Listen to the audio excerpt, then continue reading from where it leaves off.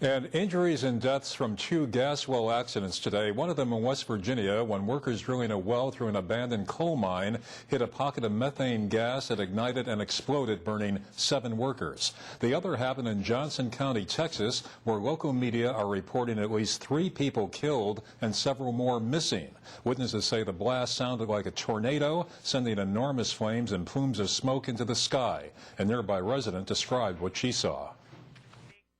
I guess explosion. I didn't hear the explosion. What I heard was a few minutes later, a few seconds later, it sounded like a helicopter was going to land on my house or near my house. And you went outside, and you could hear or feel the ground shake, and you look towards the south from where I'm at, and you just see flames shooting up really high in the air. And the site of that explosion about 50 miles from Dallas, Texas. Meanwhile, the cause of a natural gas oil spill in Clearfield County, Pennsylvania is still unknown. The Department of Environmental Protection in that state says that the blowout on June 3rd released natural gas and fracking fluid onto the ground and 75 feet into the air. The DEP says that fluid was also headed towards tributaries, which could have polluted water supplies or caused a fire. A thorough investigation is underway, and authorities promise appropriate enforcement action when the investigation is concluded.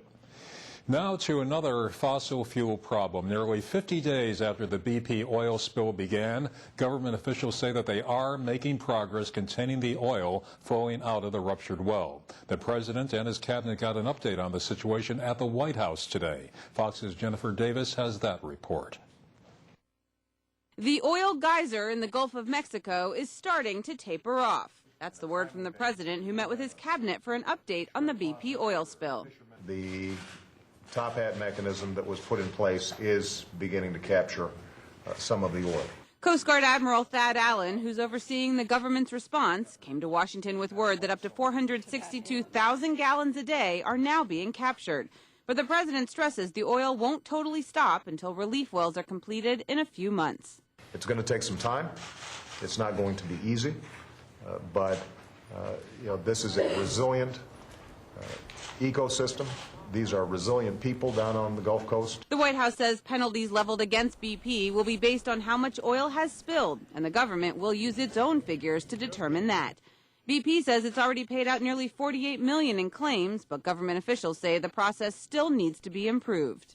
That appears that may be a little cumbersome right now, so we're actually going to have a meeting with British Petroleum this week and try and simplify their ability to actually handle the claims from businesses. And at a Louisiana House hearing, widows who lost their husbands in the oil rig explosion that triggered the spill said despite this incident, they still support offshore drilling. Because I know, like my husband Shane, many men and women depend on this means. This as a means to provide for their families and also to provide our country with a commodity. Admiral Allen says efforts to clean oil off the water's surface will likely stretch into the fall, but he says it will take years to get it out of the marshlands and other habitats. In Washington, Jennifer Davis, Fox News.